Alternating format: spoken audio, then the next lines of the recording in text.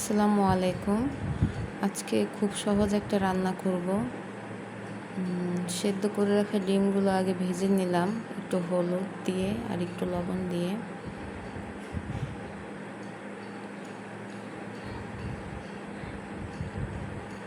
তারপর দিয়ে দেব পেঁয়াজ বাটা, পেঁয়াজ, রসুন, কাঁচামরিচ বেটে রেখেছিলাম ওটা দিয়ে দিলাম।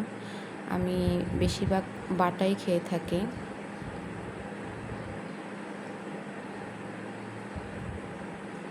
বাটাটা খেলে আপনার তরকারিটা ঝোলটাও ঘন হয় আর খেতেও খুব টেস্ট হয় এবং তাড়াতাড়ি রান্নাটা হয়ে যায়। এরপর একে একে দিয়ে দিব গুঁড়ো মশলাগুলি: হলুদ গুঁড়ো, জিরে গুঁড়ো, ধনিয়া গুঁড়ো, মরিচের গুঁড়ো ও লবণ। তারপর পেঁয়াজের সাথে মিক্স করে নেব।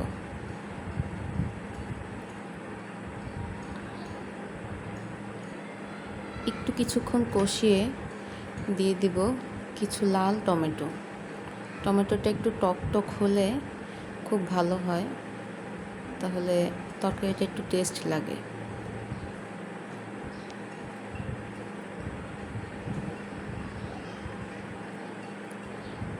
খুব ইজিভাবে এই রান্নাটা করা যায়, খুব কম সময়ে। ছোট ফ্যামিলির জন্য খুব কম সময়ে রান্নাটা করা যায়, খুব ইজি রান্না, তেমন বেশি উপকরণ লাগে না।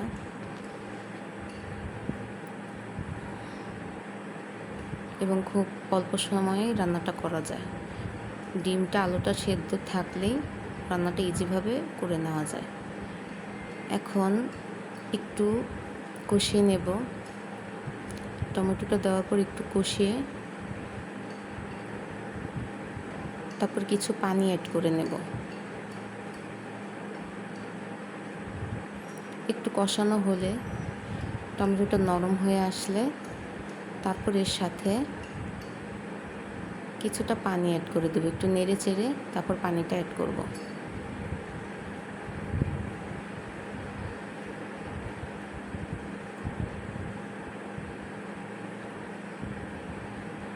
টমেটোটা দিলে তরকারির কালারটাও খুব সুন্দর টকটকে হয় আর খেতেও খুব টেস্ট হয়। আমার কাছে খুব ভালো লাগে টমেটোটা যে কোনো তরকারিতেই, বিশেষ করে আলু তরকারি, কফি, সিম, বিভিন্ন সবজির সাথে খুব ভালো লাগে।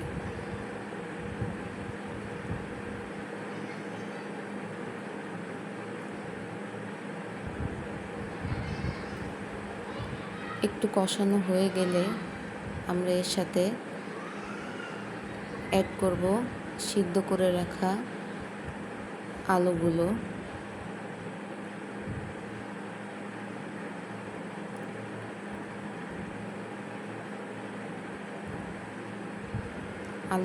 আমি সিদ্ধ আলুগুলো ছিলে কিছুটা ভেঙে নিয়েছি। আলুগুলি বড় ছিল, ইচ্ছে করলে আপনারা ছোট আলুও সিদ্ধ করে দিতে পারেন ছিলে, তখন আর ভাঙার প্রয়োজন হবে না। আমার আলুগুলো বড় ছিল তাই আমি সিদ্ধ আলুগুলো একটু ভেঙে নিয়েছি। এখন হালকা নেড়ে চেড়ে মশলা ও টমেটোর সাথে হালকা নেড়ে চেড়ে একটু পানি দিয়ে নেব।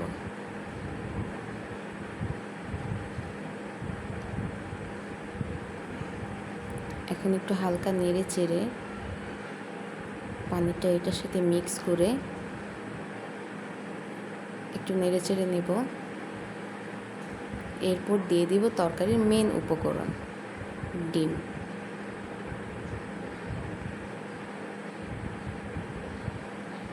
আমরা 4 জন মানুষ ফ্যামিলিতে, এজন্য 4টা ডিম দিয়েছি। আপনারা ফ্যামিলিতে কয়জন কমেন্টে অবশ্যই জানাবেন, সে কয়টা ডিম দিবেন।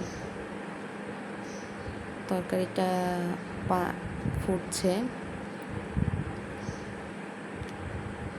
এটা হচ্ছে আমার তরকারির ফাইনাল লুক। রান্নাটা ভালো লাগলে অবশ্যই কমেন্টে জানাবেন।